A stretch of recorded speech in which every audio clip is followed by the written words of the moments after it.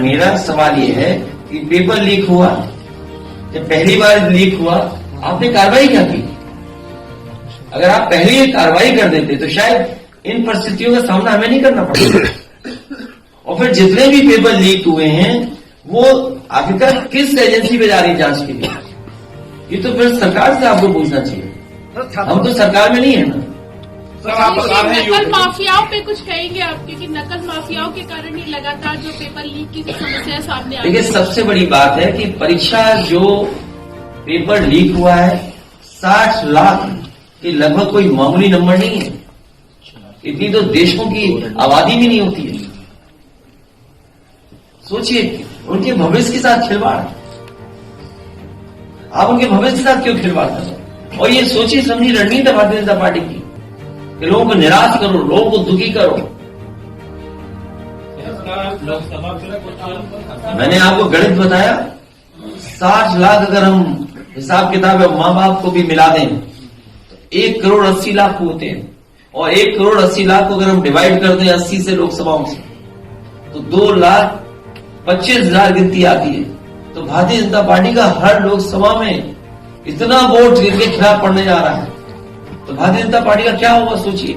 देखा तस्वीरों में किस तरीके से प्लेटफॉर्म में बैठे थे, किस तरीके से सीढ़ियों पे बैठे थे, बिना खाए पिए क्या इंतजाम करके आए होंगे। सोचो कितना परेशान किया आपने, किससे उधार लेकर के आए होंगे। ये गरीब बच्चे हैं, गांव के बच्चे हैं। इसीलिए मैंने कहा कि जब अग्निवीर व्यवस्था लागू हुई उससे पहले भारतीय जनता पार्टी ने डेटा का एनालिसिस की कि आखिरकार फौज में कहां के बच्चे भर्ती होते हैं। फौज में सभी बच्चे गांव के भर्ती होते हैं। वो मान गए कि इनके भर्ती होने से उनकी आर्थिक स्थिति बेहतर होती है, उनके घर परिवार में खुशहाली आती है। इसीलिए उन्होंने जानबूझ करके पक्की नौकरी खत्म की, अग्निवीर टेम्पररी नौकरी लेकर के आए, क्योंकि उनका टारगेट है कि गांव के बच्चे ना आगे बढ़ जाएं, उनका परिवार ना पढ़ जाए, आगे बढ़ जाए। तो यही पुलिस के साथ इन्होंने किया। क्या जरूरत थी वर्ल्ड रिकॉर्ड बनाने की? आप हर साल भर्ती क्यों नहीं कर रहे हैं? आप हर 6 महीने में क्यों भर्ती नहीं कर रहे? आप कैलेंडर निकालिए, भर्ती करिए 6 महीने में। बहुत से तरीके हैं सरकार अपना सकती है, क्योंकि सरकार पे इंफ्रास्ट्रक्चर है, सरकार पे बजट है, सरकार पे पैसा है।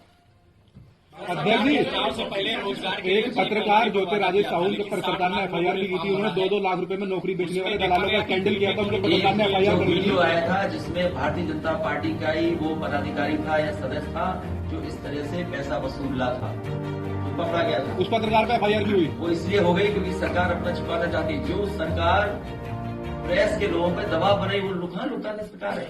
इसीलिए मैंने कहा कि सरकार दे रही है दाना, फिर गाओ उसका गाना। कि जब समाजवादी सरकार में बहुत जल्दी नौकरी देनी थी और कई बार परीक्षा देने में और परीक्षा का पूरा कराने में बहुत समय चला जाता है, उस समय फैसला लिया गया था कि मेरिट पर अगर नौजवान चाहें और उनकी मांग हो तो सरकार को इस पर विचार करना चाहिए कि जिस तरीके से पहले पुलिस की भर्ती हुई थी कोई उंगली नहीं उठा सकता।